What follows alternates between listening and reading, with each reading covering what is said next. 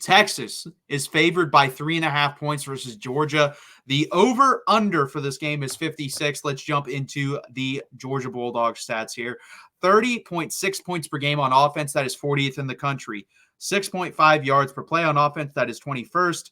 4.3 yards per rush, which is 65th, which is crazy to see Georgia at this late in the season. Yards per pass is 8.6, which is 24th in the country, and the offensive line is still very good. 3.16% sack rate, 25th in the country. On the defensive side of the ball, they allow 20 points per game, 22nd in the country. 5.5 yards per play, which is 67th in the country. 3.9 yards per rush, which is 41st in the country, and 7.4 yards per pass, which is 74th in the country. Sack percentage is 4.94%. That is 86th in the country. Now let's move on to the Texas Longhorns. 43.2 points per game. That is 5th in the country. 7.1 yards per play on offense, which is 10th in the country. 5.1 yards per rush, which is 25th in the country. 9.6 yards per pass, which is 8th in the country. QB sack percentage is 3.03%. That is 24th in the country. Now let's move over to the defense. 6.3 points per game, first in the country. 3.5 yards per play, which is first in the country.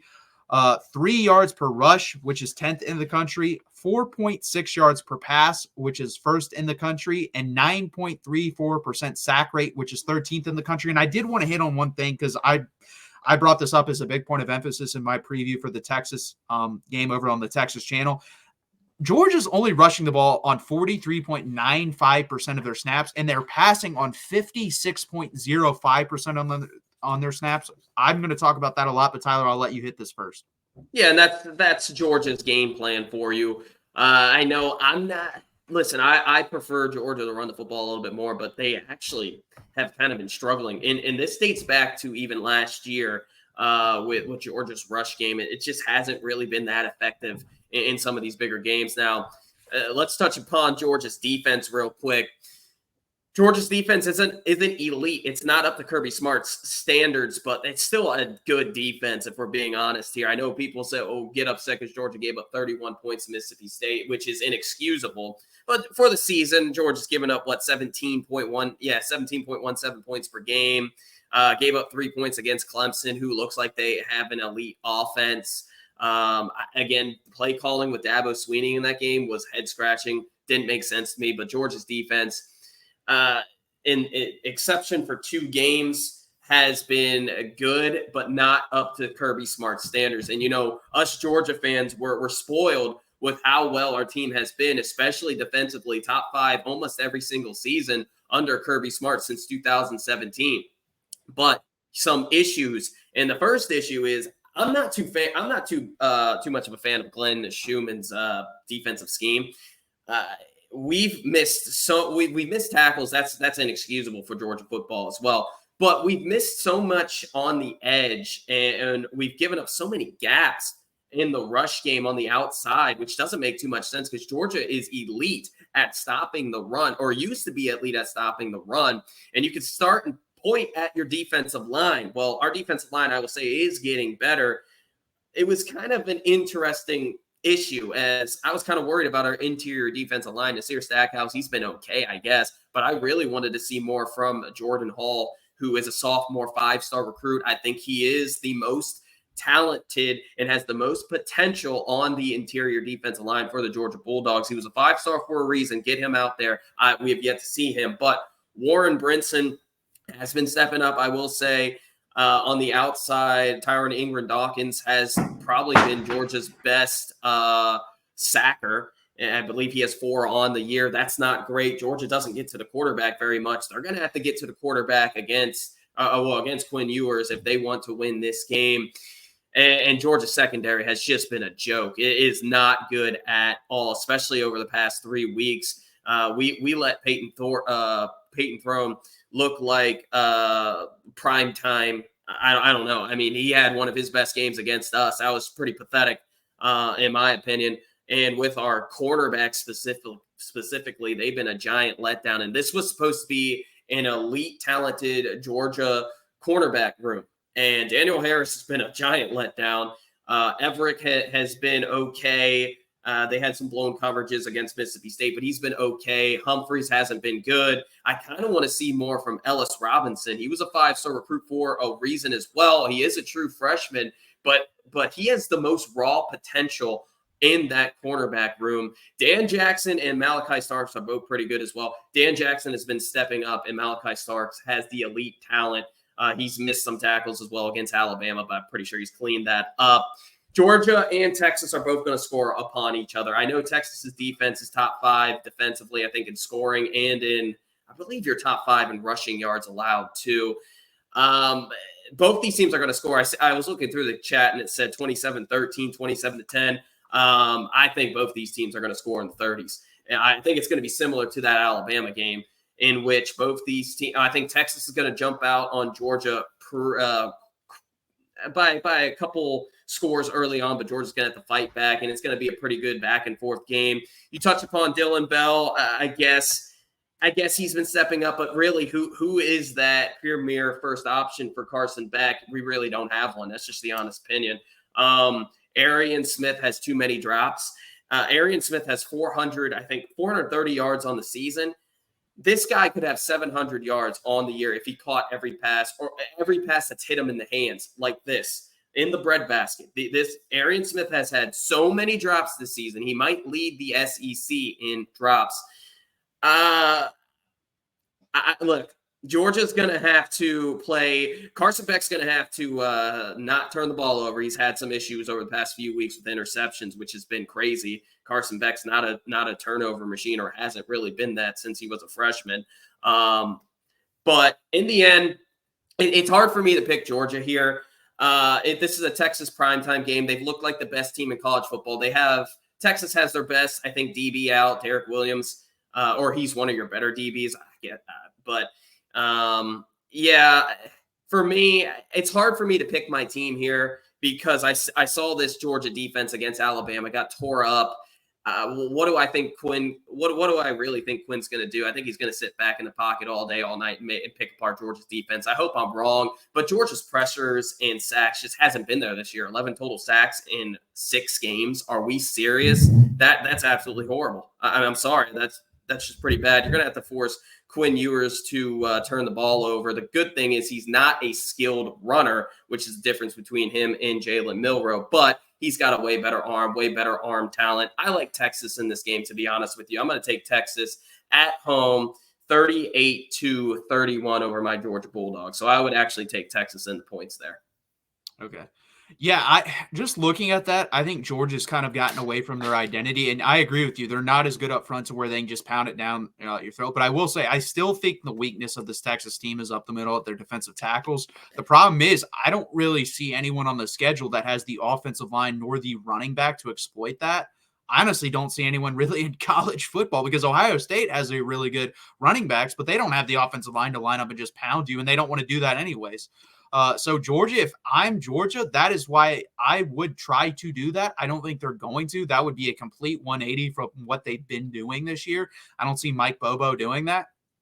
And yeah, Derek Williams is out, but that's the thing. Last year, that would have been a huge deal. This year, it's not that big of a deal because guess what? You could bring in Andrew Makuba and he can play in that spot as well. And no one talks about this. Like Jahdae Barron at the cornerback position is the highest rated cornerback according to Pro Football Focus. He's put himself into first round categories in most mock drafts, which I'm shocked going into the season that he's there. I thought he'd be like a second or third round pick, but he's been phenomenal. Malik Muhammad on the other side hasn't allowed over 100 yards total on the year as well. So this secondary is revamped from last year where you had Brian Watts, who's right now is a safety in the NFL. And then you have Jahdae Barron sliding out from his nickel position to play cornerback, where you had Terrence Brooks, who's playing for Illinois. And guess what? When he goes to the NFL, he's going to be a safety too. So we had 2 safeties on the outside at cornerback. Now we have 2 legitimate guys that will be top 50 picks when they decide to go to the NFL.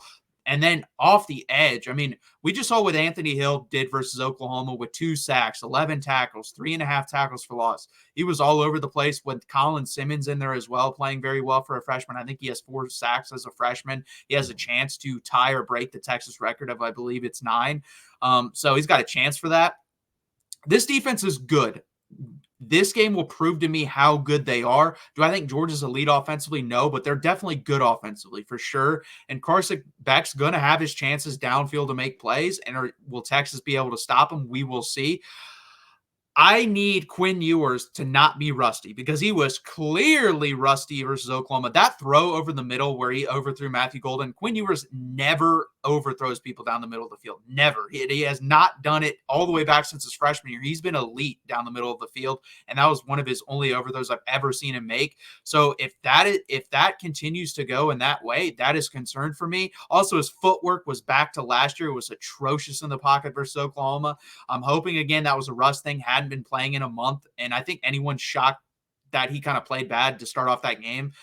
You don't know what you're talking about, honestly, because it's a month. If you're off of a football field playing actual game for a month, you're going to be rusty. That'd be like a guy who's a great three-point shooter in the NBA, off for a month, comes back in and has a rusty night. That's probably going to happen. You got to get back into rhythm. Brooks Austin, who does a really good job breaking down film on YouTube here. I watched his breakdown today of the Texas and Georgia game, and he talks about how the eye discipline of the Georgia linebackers may be an issue in this game because they've been undisciplined. They get caught in the backfield, and then guys run behind them. And Smile Munden is out for this game, is he not, Tyler? Yeah, it seems like he's doubtful. Yeah, so that would be really big if he misses this game, honestly, because he's probably, I would say he's your second best player at this point on your defense. I could be wrong about that. Do you agree with that or no? I'm a big fan of C.J. Allen. Well, he's our middle linebacker on the outside. We've had Raymond Wilson having to step up, so I'd much rather have Smile Munden. But I would say, yeah, he's one of our 3 or 4 best defensive players. Our most important, though, is going to be Mykel Williams on the edge. Yeah, they're gonna have to get pressure, and listen, I'm going to say something, and I don't care if anyone thinks it's a hot take. I think this is the best offensive line in college football in a very long time that Texas has. I really believe that. All 5 of these guys are going to be top 150 picks in the NFL draft. That is rare to have that many guys on the offensive line to do that, and both of our tackles are going to be first-round picks. Kelvin Banks will be a top 5 pick in the NFL draft if he doesn't get hurt. Georgia is going to have to manufacture pressure. They are going to have to scheme up pressure. I don't see them being able to line up mano-a-mano and beat this Texas offensive line. I would be shocked if that happened.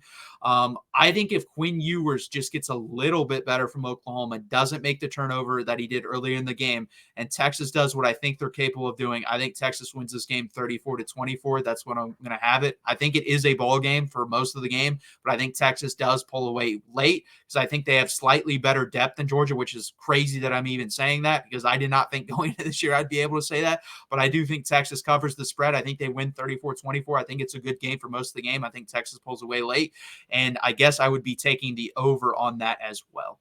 Yeah, I love the over here. This is, for me, the over-under is just kind of giving Texas a lot more credit than they would UGA and Georgia's defense. But Georgia's defense has just been a letdown this season for Georgia's standards. Now, giving up 31 points to Mississippi State's embarrassing. I will. Don't get me wrong. A lot of that came from miscommunications. I'm hoping that can get fixed up. And that really should in a short period of time. But that's stuff you can't have against Texas. I just think Texas is the better team here. Georgia has a lot more injuries as well, but I don't know if that really matters. Now, it would be a lot better having a 1-2 punch at running back with Trevor Etienne and Roderick Robinson, who we really have never seen. He's a 6'1" power back with elusive speed. This guy's a lot of talent.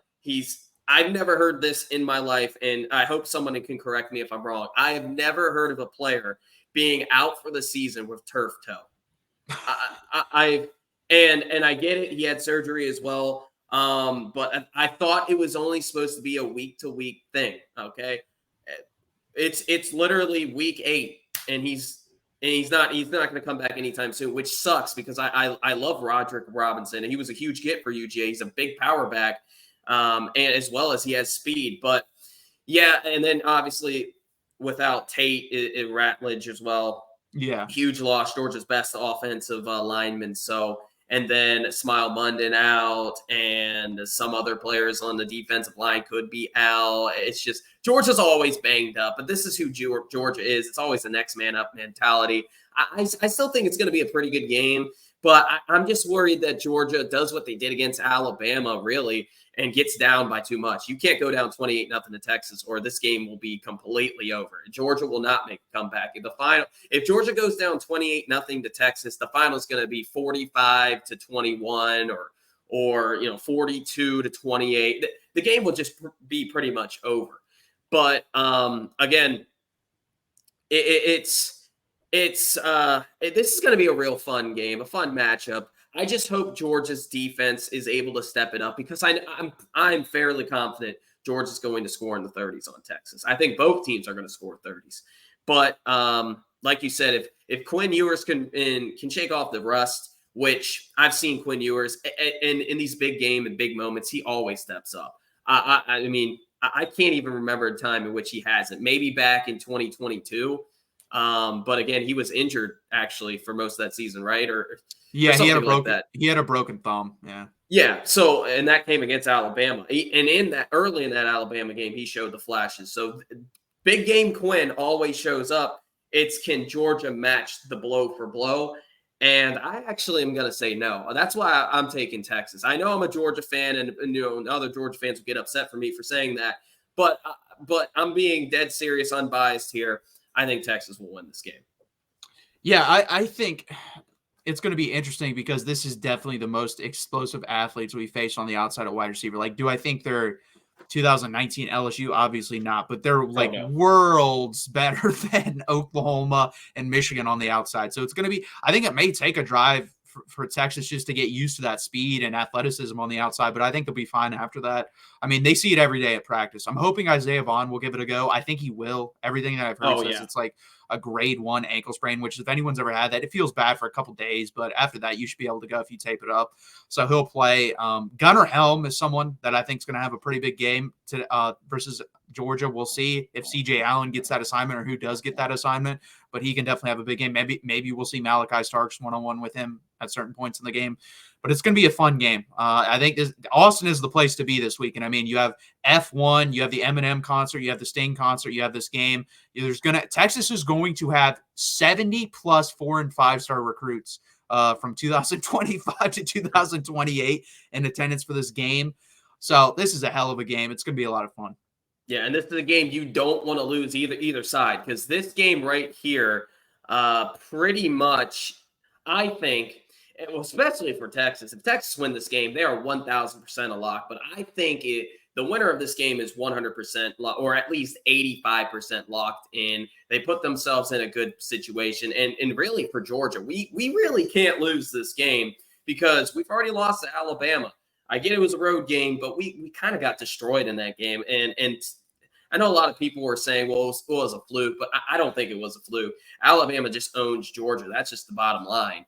I don't know what it is with Georgia and Alabama, but for Georgia, you really can't afford to lose this game, because you still have at Ole Miss and Tennessee back-to-back. So Georgia, this better be an all-in situation for Kirby Smart. I'm excited for what him and Mike Bobo are going to come up with on the offensive end, and then hopefully Glenn Schumann can prove me wrong and run some scheme something up to slow down Texas. I don't think either team is shutting either one of us out.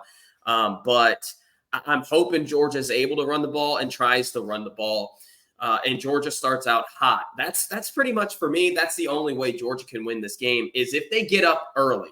If they could go up 14-0 at the end of the first quarter or into the second half, really taking a lead at halftime, let's say, I don't know, 21-10, 24-13, or heck, even 21-13, you get the ball in the second half, go down and score a touchdown, then I'd start to feel good as a Georgia fan. But I'm just worried that the same old Georgia would come out flat in the first quarter and into the second quarter.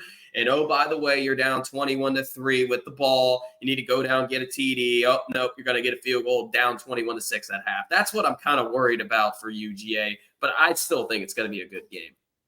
Yeah, I agree. Georgia has gotten off to slow starts basically every game they've played. Texas has been like in the middle on that. They've had some really fast starts, some slow starts, but I think they have the best points differential in the first quarter of any team this season. So if that happens in this game, you're right. Like it could get ugly. Like our defense. Listen, it hasn't been tested. I'm going to tell you right now, it's way better than Alabama's in the back end. So they're not going to be able to throw for all those yards like they did in the second half. If it does get if this game isn't close early on. But I don't think that's going to happen. I think it's going to be pretty close all the way through until the end of the game. Yeah, and it should be. But like I said, man, may the best one win here in this one. Me being a Georgia fan, you obviously a Texas fan. This is a good one to have. At least now 8 weeks into the season, both our teams halfway through. Well, we both played 6 games, but comes in as a top 5 matchup. This is everything that we thought it would be. So. Yeah, for sure. And it's just nice, honestly, with the 12th team. Like, I can sit down and enjoy this game. I'm still going to be pumped as hell. But if we lose, like, we can still make the playoff. It's still all out in there for us. There's no concern. Like, even Georgia, they lose this game, still probably going to make the playoff. But it's going to be a fun game, and I'm excited.